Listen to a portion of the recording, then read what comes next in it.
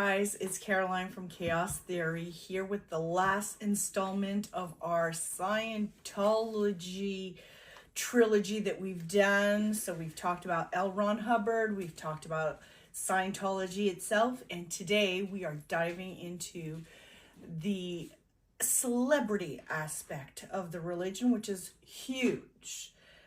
In previous installments, I have talked about how L. Ron Hubbard wanted celebrities because for him, that was the best way to spread the message.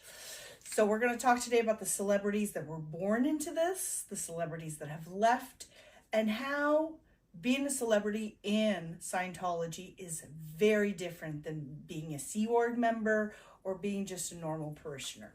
Okay? So, you guys have heard of Tom Cruise, right? I mean, I think you don't live under a rock in a cave up in the Himalayas. I think you've heard of Tom Cruise. So Tom Cruise is the golden boy of Scientology. He can do no wrong. David Miscavige and him are buddies. He gets all the stuff that he wants from Scientology. So we're definitely going to talk about Tom Cruise since he's the main face of Scientology, if I will. But there are other actors that you know, that you've heard of, that have been in it or that are still in it. So we're going to start with Tom, and then we're going to go into the lesser knowns. So Tom Cruise got introduced to Scientology by his ex-wife, Mimi Rogers, in 1986. He was brought into it. He loved the technology and started going up his bridge slowly. Remember how we talked about the bridge to total freedom? Then he got divorced and met Nicole Kidman. He took a step back from Scientology because Nicole's father is a very well-known, now I'm not sure, psychiatrist in Australia, and Scientology and anything psychology, psychiatrists do not get along. So he took a step back, which was really, really rough because David Miscavige has just established himself as the head of Scientology, really wanted to get those, celebrities in. They have kids. He gets divorced from Nicole, gets back into Scientology. Then he gets the Medal of Valor. So, guys, Scientology gives medals to the higher people, the people that have done the most for Scientology, right? So, obviously, Tom Cruise, being who he is, the actor, and, Mission Impossible and all those movies, got this Medal of Valor. I think it was back in 2004. So, this was just shortly after his divorce from Nicole, and I think he may had started to date Katie Holmes, but I'm not sure. It was like a in-between period. And so he was brought in front of a bunch of Scientologists during one of their events and shown all the great things that Tom Cruise has done for Scientology, guys. Did you know that Scientology was brought to 15 billion people because of Tom Cruise? I didn't know I was influenced by Scientology because of Tom Cruise. Oh, okay. But yeah, so they went into this big thing. Oh, he's shown how the technology works and how, L. Ron Hubbard did this great thing with Scientology. So he gets his Medal of Valor. And guys, if you, like I said, I can't find it today. I don't know why. But the DVD or the movie Going Clear has this whole section on Tom Cruise, and it is fascinating because there are videos that he has done exclusively for Scientology, and he looks absolutely insane talking about certain things. Like, it's cuckoo.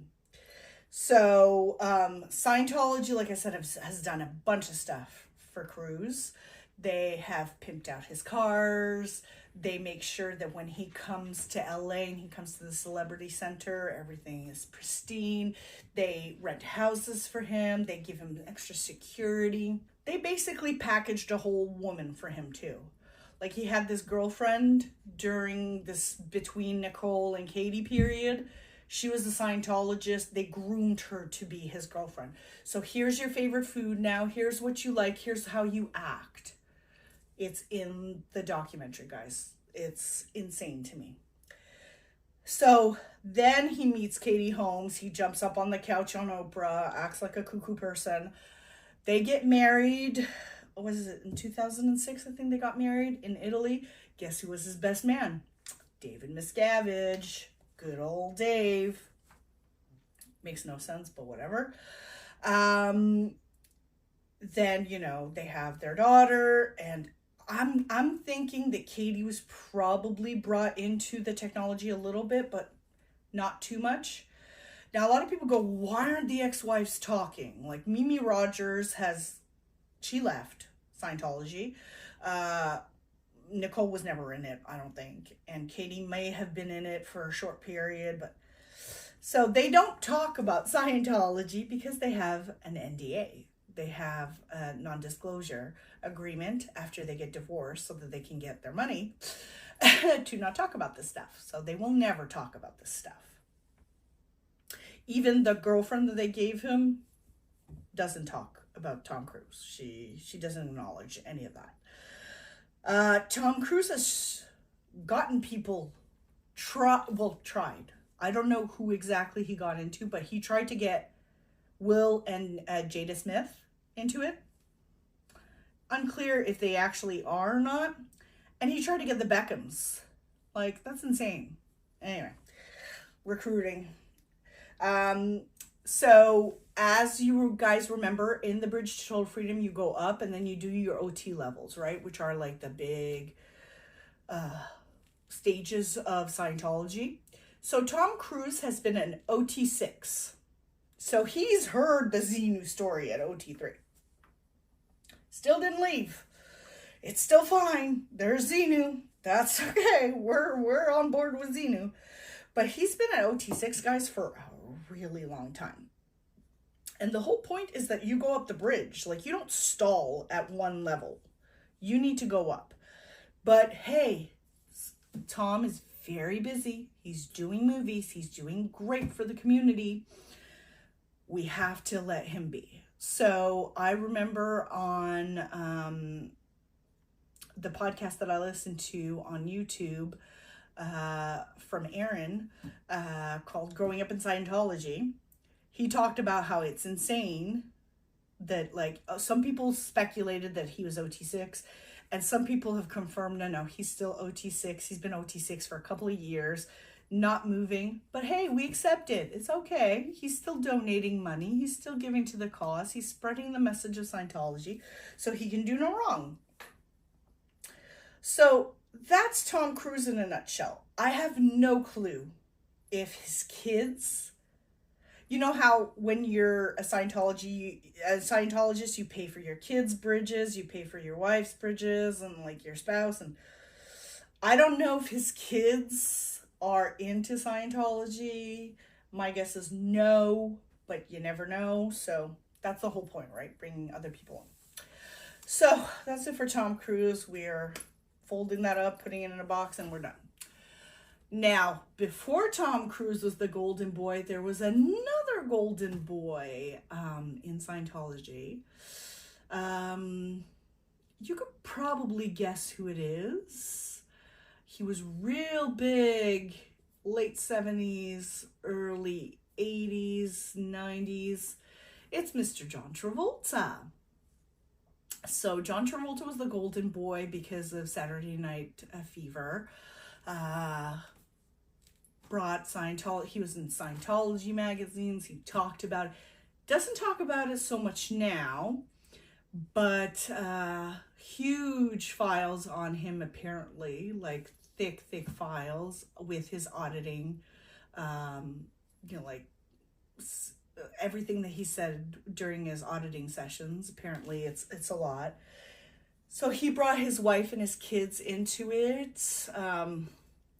The sad part is they don't really believe in medicine. They don't believe in getting help. And his son, Jet, who passed away, had autism, never never had any kind of cognitive therapy, treatments, or nothing. I'm not saying that that's why he passed away. I think he passed away from a seizure, so it has nothing to do with it. But it's sad that they didn't push to get him help. We know that autistic people sometimes need a little, push to open up a little bit. So, but I don't want to speculate anything. And then his wife, Kelly, passed away recently from cancer. Did she get any kind of help before? I'm hoping, but who knows? So it's a sad story for John Travolta, but he was the golden boy. I mean, I think he was brought in by Kirstie Alley, who was a fervent Scientologist until she passed away. She believed in don't get your kids vaccinated, don't, psychologists are bad. She was a big fighter for certain rights. So yeah, John, I'm guessing is still in. I don't see why he wouldn't still be in, but sad with everything that's happened. He's lost a lot of people close to him. So another family now that has been in Scientology since the early 80s. And unfortunately, we've heard way too much about this family in recent years, is the Mastersons family. So Danny Masterson, obviously we know what has happened to him with all the rape charges and all that stuff. He is now in prison where he no doubt belongs.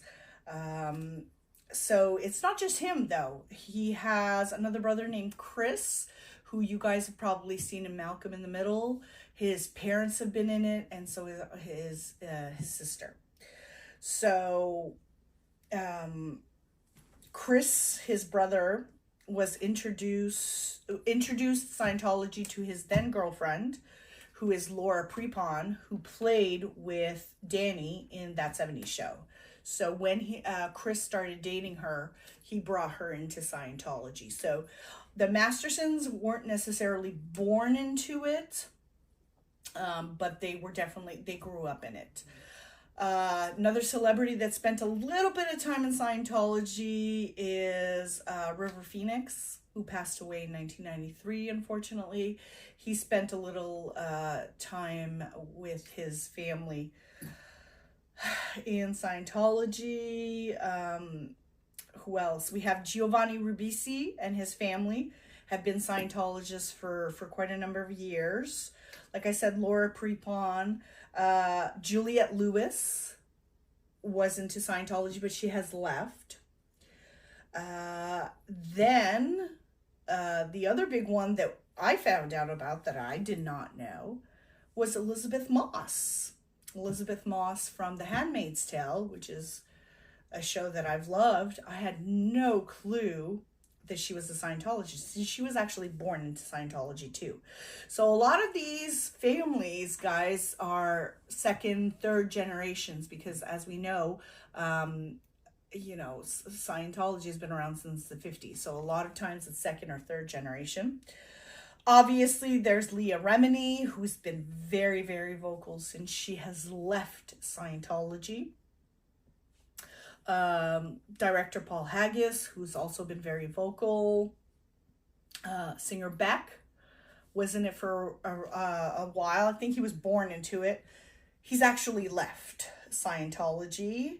But yeah, I mean, you have all these celebrities. And in Quebec, for those who are in Quebec, we have a French singer named France d'Amour, who is a Scientologist here in Quebec, which was a shock to me too.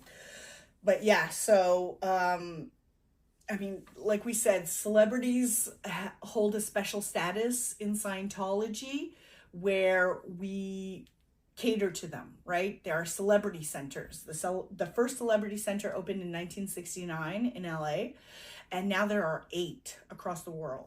And this is a place where celebrities are allowed, and Sea Org members are there to cater to them. But you and I, normal folks, do not go into celebrity centers. There's statuses. Like if you're a low class actor, you can go to certain parts, but you can't go to other parts. And if Tom Cruise stops, there's nobody. Do you know what I mean? Like they cleared the room. It's only for him. So, I mean, I understand the idea behind what L. Ron Hubbard wanted to do with the Celebrity Project in what was it, 1955, and him getting celebrities to spread the word of Scientology, and this is the best way to do it. I get it, but it's also kind of weird. I mean, you don't really see that in Buddhism or Catholicism, or you don't see this kind of celebrity stuff with the religions, right? So it's a little weird to see it in Scientology, but then again, I don't consider it a religion. I consider it a cult. Why do, people who obtain OT3 hear the story of Xenu and don't go, this is batshit crazy? I don't understand, but that's just me, guys. That's just my opinion. And quite frankly, celebrities, if they do leave, are really pushed to not speak. And what Scientology holds above their heads is all of their auditing sessions. So we've talked about this before, that when you do an auditing session, you get a file, and all the questions that were asked to you are written, and like your deepest, darkest secrets are put into this file. And honestly, I think it's one of the reasons why John Travolta has not left, because there's probably a lot of stuff there. So some celebrities may stay in without, divulging too much what they do, because they don't want this stuff to come out. But at the same time, I mean, why stay in something that is bad for you? Do you know what I mean? So anyways, guys, that was our last installment on Scientology. I hope you guys appreciated it. There's so much that you guys can learn. Like I said, Aaron's a YouTube channel, Growing Up in Scientology, is wonderful. There's another podcast by Jenna Miscavige, who is David Miscavige's niece, who left. There's a bunch of people that speak out, and I think people are more aware of it now. I mean, I know that David Miscavige, 20 years ago spoke about how Tom Cruise, showed Scientology to 15 billion people, but you guys have less than 25,000 devotees, if you will. So it's completely ridiculous. So I think the numbers are dwindling, which is great. I hope that certain celebrities will leave eventually. But I mean, if you grow up in it and you're brought up in it, it's a little hard, right? It's your whole existence. So it's a little hard to do. So guys, the next ones that are coming, I'm going to be talking about Ed Gein. I'm very excited about that one, because there is, and I can't wait for this to come out, guys, the new Monsters series on Netflix. So season 3 is about Ed Gein. It's gonna be awesome. I'm waiting for the date for it to come out. Hopefully by the end of the year it comes out. So I definitely want to do a little piece on him.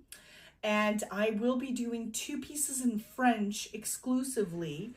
One will be talking about the Raël movement, and the other one will be about Rod Thériault, who was a sadistic cult leader in Quebec and Ontario. So I will be doing those 2 exclusively in French. So for our French listeners, look for those. And hey guys, I hope you guys liked the video. Please subscribe to our channel. We are hoping to get to 500, and then Tim will have a special surprise for you guys when we reach the 500. So have a great day, and don't forget, don't be in a cult. Nobody wants that for you guys. Bye.